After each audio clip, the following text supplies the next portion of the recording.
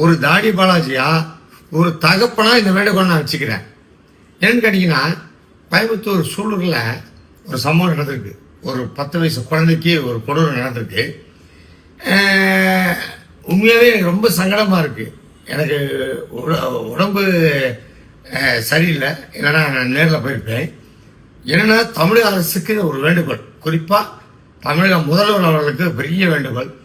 இதுக்கான ஆக்ஷனாக உடனே எடுங்க சார். நீங்கள் எடுத்தீங்கன்னா பெரிய விஷயமா இருக்கும். ஏன்னா நீங்கள் நிறைய மாற்றத்தை கொண்டாடுறீங்க.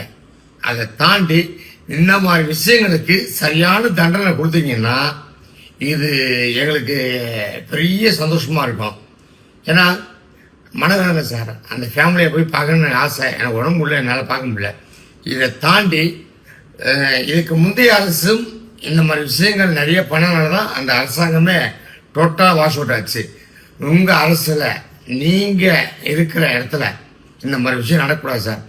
என்னுடைய சின்ன வேண்டுகோள் சார், இதுக்கான ஆக்ஷன் எடுங்க சார். அதுவே பண்ணி மிகப்பெரிய சந்தோஷமாக இருக்கும். நன்றி.